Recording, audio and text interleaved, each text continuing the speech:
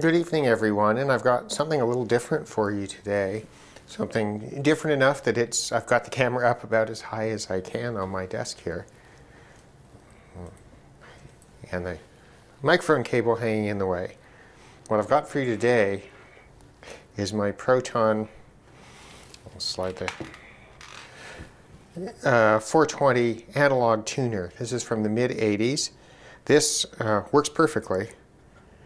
Even without an antenna, we can probably still tune something on FM, given how strong it is here. There we go. That's CBC music in English here in Toronto. So it's tuning fine. You won't be able to see, but the backlights all work. And I think it would be fun to have a look inside this. I've had it for about a month, and it's been working more or less perfectly since then.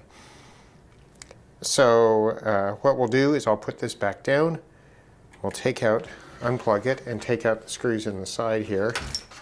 As I bash into everything with something much larger than what I'm used to working on, and have a look at this. This is from the mid-80s, 84 I think is the time that comes to mind for me. Now, I want to have a look inside of it because I want to have a look inside of it. But also, when I first got it, it actually ran quite warm over here and now isn't. So it's quite possible that what was going on there is the power cap reforming, which is reasonable for something from the mid-80s. I'm probably going to leave it alone, but I do want to have a look and see if we have leaky caps in there. I probably do have replacements for that, if that's the case. So let me find a screwdriver, try to do something with this mic cable that's all over the place, and let's have a look inside and see what's in a mid-80s analog tuner. Okay, here we are. So there are 4 screws to take out on the sides. I don't think there's anything from the back. So let's remove these. Oh, sorry, that screwdriver's a bit big.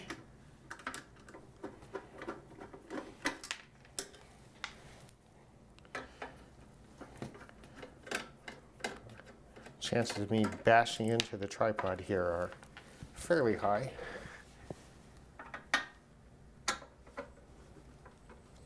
Of course, this side I'm unscrewing with my left hand. Righty-tighty, lefty-loosey doesn't work in that context, so you have to kind of think about what you're doing, which is usually not a good way to screw things in. Right way is the wrong way, and the lid comes off quite easily. Okay, so let's see what we've got. We have, let me just have a look at the video here so that you can see what you can see. All right, so what have we got? We've got, these are the video in, I'm sorry, the video ends, the antenna in here. Right, we have essentially a little transformer to deal with the 75 ohm input there, and these are the 300 ohm inputs. This is the AM input, which we see goes directly over to here. We have a couple of chips. I will read the numbers off to you. They don't mean much to me. LA1235 and LA1245. I wonder if those are AM and FM companion chips. We could perhaps, maybe I'll look those up. There's another one here. It says Malaysia C4558C. I think I'm reading that correctly. And that says 436S. Maybe that's a date code. What's interesting about this is that there's a lot of this board that isn't populated. None of this is populated here. A bunch of resistors aren't populated. We have a tuning condenser here. I'll turn that for you so you can see it. Let me just have a look here. Let me slide over and zoom in a bit. So look at what this is. This is an air-gapped, very finely made tuning capacitor here, but all air gapped. That's quite interesting.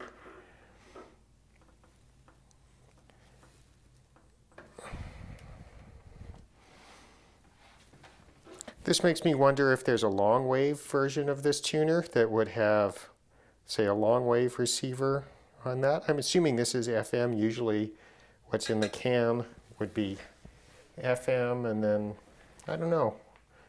We have 1, 2, 3, 4, 5, 6, 7, 8, 9, 10. Transformers of various sorts. We have a whole bunch of caps, all of which look fine. This has got to be the power supply here. There's a fuse in. These are presumably the power supply caps. They, frankly, look fine, and I mean, I wouldn't feel warm. It hasn't been on. Here's the power switch. And I've got to say, the warmth I felt was over on this side of the chassis, and the only thing that's over there is the enclosed transformer, which feels slightly warm, but not inappropriately. That's just its,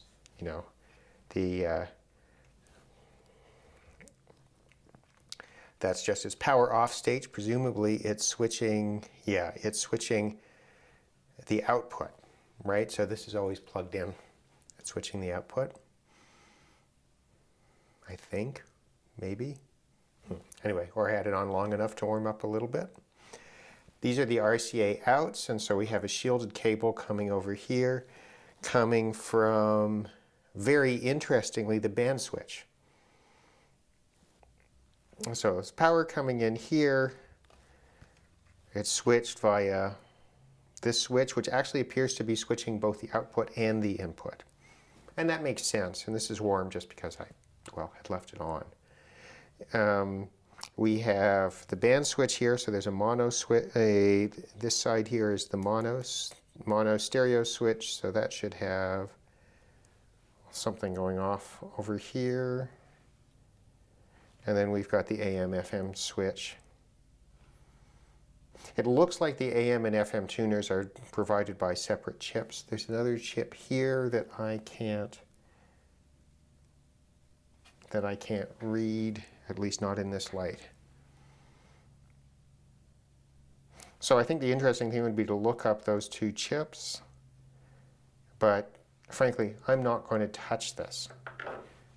We can see the nice weight. This is a very nice feeling volume control for something as late as the mid-80s.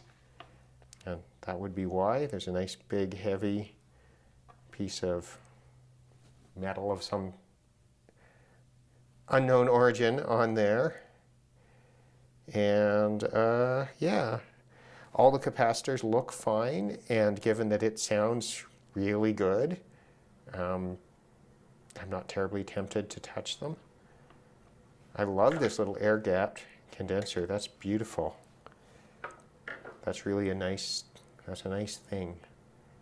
It's just like the one I had in the GE radio that I repaired, back several months ago, but like on mini size, right? Miniature sized. I should say this dial seems perfectly in alignment, and I'm not touching anything in here in terms of that. But I do wonder what this is, what all this stuff, they've got it all marked off. Extra transistors potentially there. I don't know. So there clearly is a different version of this tuner with a quite different capabilities. There's got to be a long wave model, right, to sell into the UK and the European market. For the North American market, long wave was nothing. Anyhow, I don't really have anything else to say about it. It is what it is. It works. This is not probably the most sensitive tuner I've ever used. I had an NAD 7140 from about the same era, the mid-80s, probably about 84 as well, as this one. I guess we could hunt to see if we can see a date on anything. I don't know the date codes for any of these chips. But If this is 436, maybe that's 84, 36 month, 36 week, I mean. That's possible. Late 84, that's about right for this tuner from what I've read about it online. But my 7140 had an NAD, and this is made by Proton. In that era, Proton was manufacturing NAD stuff. So Proton was the manufacturer, and there's a lot of design language. I mean, you can see the switch gear on this is the same as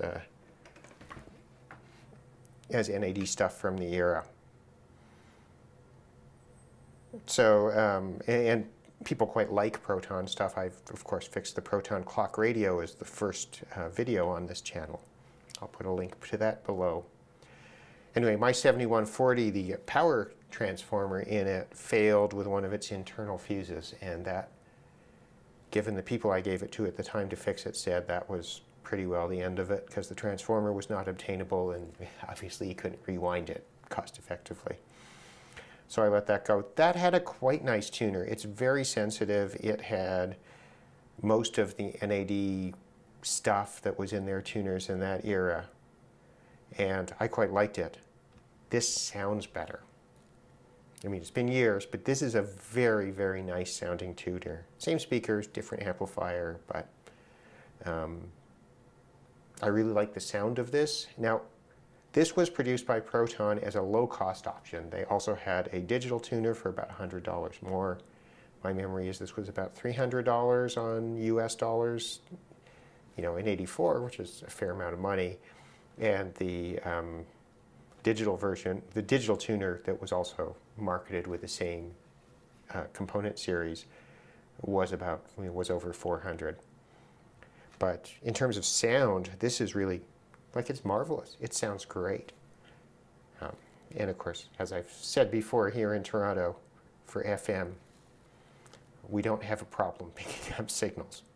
Currently, I have this set up with my TV antenna, which I use to access local television channels here in Toronto. And I have put a splitter on that amplified antenna and runs into here. Of course, most TV antennas are going to provide you with the FM bands as well, because there was an overlap between the FM and the TV bands, as we all know from the VHF band audio that's common in radios in the 80s and 90s, right? So you could listen to your TV audio through the FM radio on your that you bought from GE or whomever. Looking around this radio, I think it's well made, right? It's very straightforward. This chip that this one I gave you the number from. I think this one, or maybe not. This is LA3. I'm not sure what that is. 4 maybe 10. This one I can't read.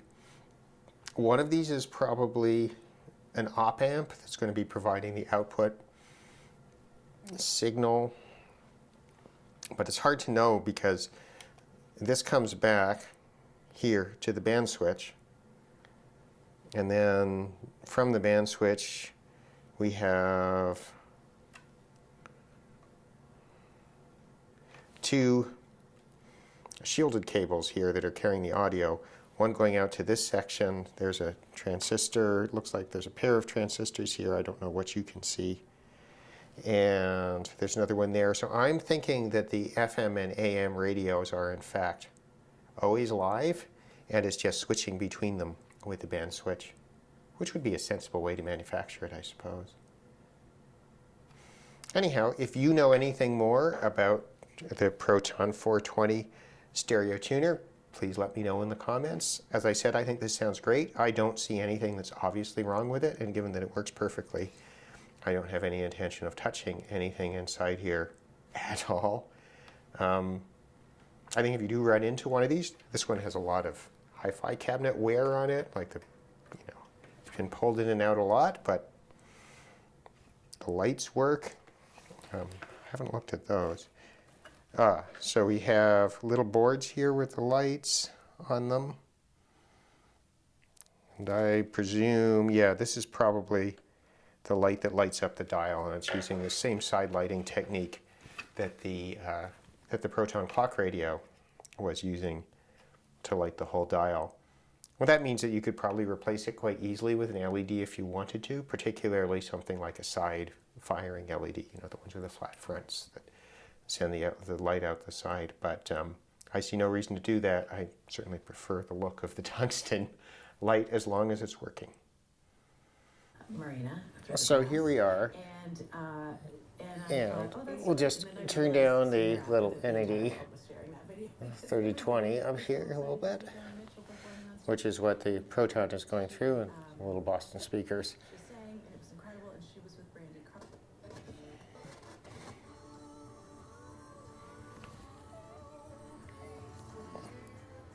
You can see it's quite an easy to tune analog.